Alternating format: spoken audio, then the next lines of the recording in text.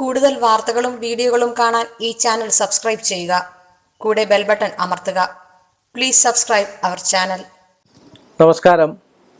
എല്ലാ മാന്യ പ്രേക്ഷകർക്കും ജ്യോതിഷ പ്രേമികൾക്കും എൻ്റെ ഈ എളിയ എപ്പിസോഡിലേക്ക് വിനീതമായ സ്വാഗതം. ഒരുപാട് കമൻറ്റുകൾ നമുക്ക് വന്നിരിക്കുന്നത് നീചഭംഗ രാജയോഗം.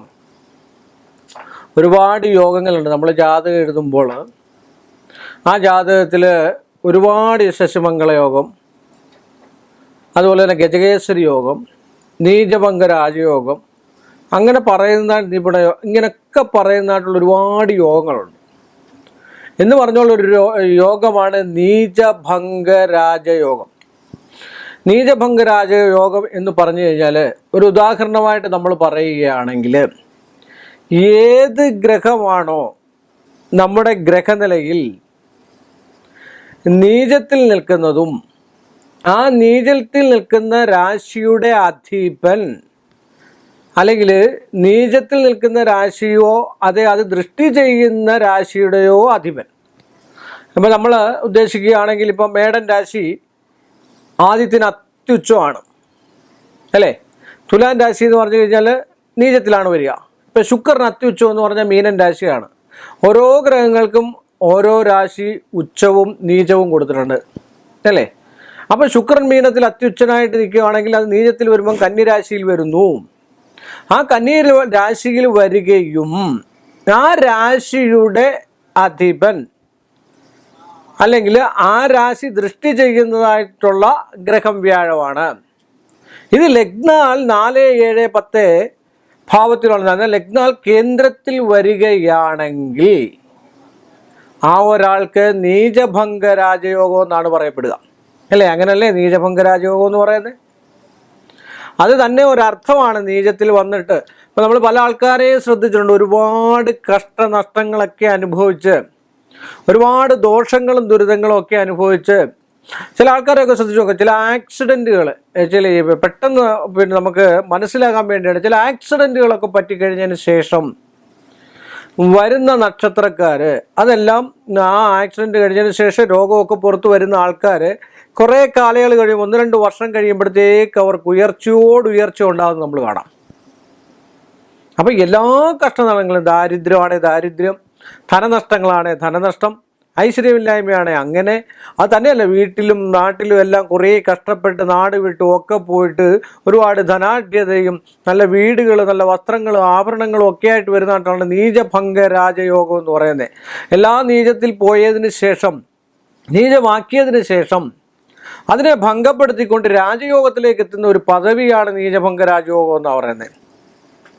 ഈ 2019 ഇങ്ങനെ യോഗമുള്ള ആൾക്കാർക്ക് ചില പരിഹാരങ്ങൾ ചെയ്തു കഴിഞ്ഞാൽ അതിൽ ഉന്നതി ഉണ്ടാകാൻ, അതിനേക്കാൾ ക്ഷിപ്രഫലമുണ്ടാകാൻ, ആ രാജയോഗത്തെക്കാൾ ഒരു 10% കൂടെ ക്ഷിപ്രഫലപ്രാപ്തി ഉണ്ടാകാനുള്ള ചില പരിഹാരങ്ങളാണ് നമ്മളിപ്പം പറയുന്നത്. അപ്പം നീചത്തിൽ നിൽക്കുന്ന ഇപ്പോൾ ആദിത്യനാണെങ്കിൽ ആ ആദിത്യന്, ശിവന് പ്രത്യേകം പരിഹാരങ്ങളും ശിവസഹസ്രനാമം വായിക്കുന്നതൊക്കെ ഈ നക്ഷത്രക്കാർക്ക് ഈ 2019 ഏറ്റവും ഉത്തമമാണ്. അതുപോലെ ചന്ദ്രന് നീചം സംഭവിച്ചാൽ ആ ചന്ദ്രൻ ദുർഗയാണ് പ്രധാനപ്പെടുത്തുന്നത്. ആ ദുർഗാദേവിയെ പ്രസാദിപ്പിക്കുക, ദുർഗാക്ഷേത്രത്തിൽ പോവുക, ചൊവ്വാഴ്ച വ്രതം എടുക്കുക, പിന്നെ ദുർഗാദേവിക്ക് പുഷ്പങ്ങൾ അർച്ചിക്കുക, പുഷ്പാഞ്ജലി നടത്തുക.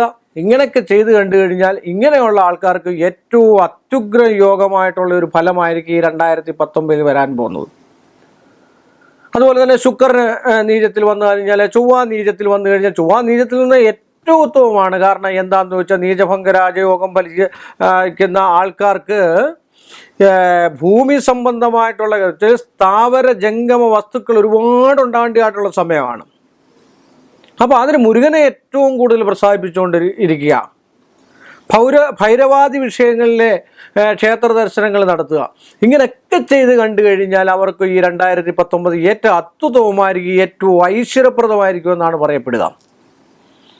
അതുപോലെ വ്യാഴം നീചത്തിൽ നിന്നിട്ട് അത്യുഗ്രമായിട്ട് നീചഭംഗ രാജയോഗം ഉണ്ടായിരിക്കുന്ന ഒരാൾക്ക് ഒരു 35 അല്ലെങ്കിൽ 40 വയസ്സ് കഴിഞ്ഞതിന് ശേഷമുള്ള രാജതുല്യമായിട്ടുള്ള ഒരു വാഴ്ച. മഹാവിഷ്ണുവിനെ പ്രസാദിപ്പിക്കുക, മഹാവിഷ്ണുവിന് സഹസ്രനാമം ജപിക്കുക, വീട്ടിൽ വെച്ച് ഭാഗവത പാരായണം നടത്തുക.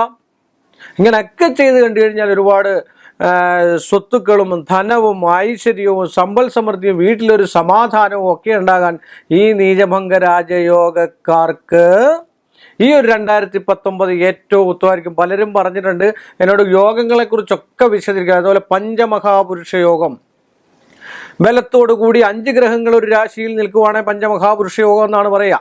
അതിനും വേറെ ഒരു ക്രമവും പ്രമാണവും ഒക്കെ ഉണ്ട്. അത് മറ്റൊരു എപ്പിസോഡിൽ നമുക്ക് പറയാം.